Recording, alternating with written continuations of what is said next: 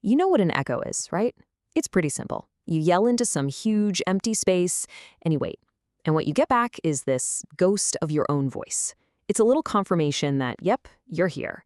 But you know what's maybe even more fascinating than the echo itself? It's the silence that comes after it. That deep, endless quiet that we call the void. So that's really the big question, isn't it? When we actually lean in and listen to that emptiness, what are we hoping to hear? What's really there? And maybe, just maybe, the more important question is what this simple act of listening says about us. So let's dive in and explore two very, very different kinds of echoes. All right, first stop, 1971. This was a time, before you could just look up the sounds of space on the internet. Back then, the void was a canvas for artists, and I'd argue that few painted that canvas with sound as vividly as Pink Floyd did with their masterpiece, Echoes. It was their attempt to explore that feeling of immense, empty space, and our own tiny little place inside of it. And it all starts with just that, a single sound, ping. What you're hearing is a grand piano, but it's been hooked up to this special rotating speaker to give it that watery, sonar-like sound. It's meant to be a deliberate, lonely call sent out into some vast, imaginary ocean. It's a question sent out into the emptiness. But here's the thing. The song doesn't answer that ping with cosmic silence. It answers it with humanity, with poetry. The lyrics are all about these tiny, fleeting, almost accidental moments of connection. You know, that feeling of recognizing a little spark of yourself in a complete stranger. So the search isn't for aliens or some grand cosmic truth. It's a search for empathy. And that's really the key. This whole 23-minute journey is a piece of art. It's a story, a totally human-made narrative with a beginning, a chaotic middle, and a resolution. It's our attempt to force some meaning, to find a connection, inside a void that we created ourselves. But what happens when we stop listening to the metaphor and start listening to the real thing? And this is where it gets really interesting, because you have these two voids side by side.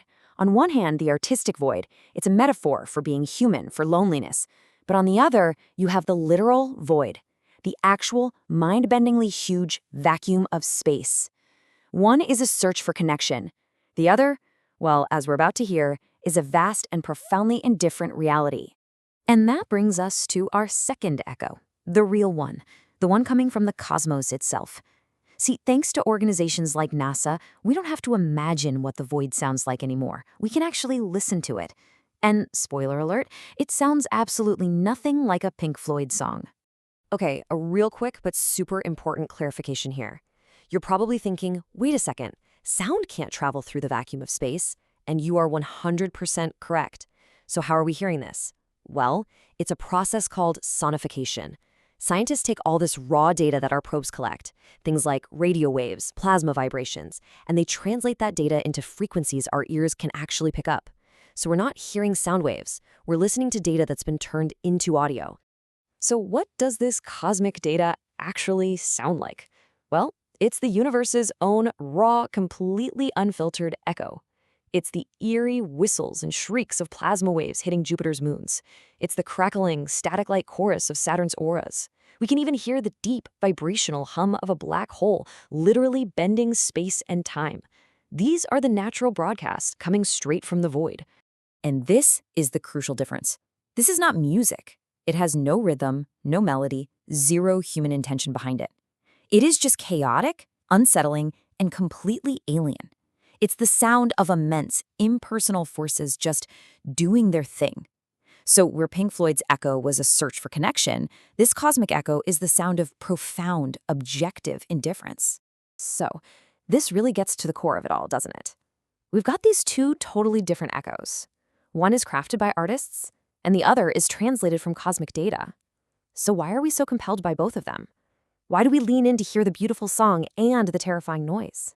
I mean, when you put them side by side, the contrast is stark. Pink Floyd's echo is all about a hopeful search, something born from our own creativity. It's asking a question. The universe's echo, though, that brings up a feeling of awe, sure, but it's mixed with this deep sense of isolation. It's born from natural events, and its only message is one of total indifference.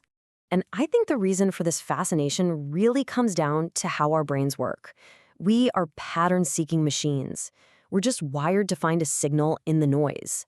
Echoes, the song, gives our brain a beautiful, complex pattern to follow, one that feels meaningful. The sounds from space do the exact opposite.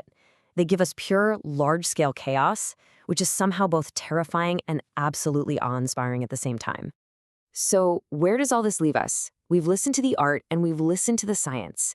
Let's try to bring this all home and really ask what this fascination, this act of listening to the silence, truly tells us about ourselves. When it comes right down to it, whether we're composing a rock epic or translating radio waves from Jupiter, or even launching a golden record with all of humanity's sounds into deep space, the motivation is pretty much the same. We are sending out a signal, and then we're listening for a response, because we're just trying to figure out where we stand in all this. It's a search for context, for meaning, for a reflection of ourselves in the vastness. And this brings us full circle, right back to Pink Floyd, because this is the final lyric of the song, the one they repeat over and over. After that whole long, abstract journey through the void, the answer wasn't out there in the deep. The echo that finally comes back is the recognition of ourselves in other people. The connection was right here, between us, all along.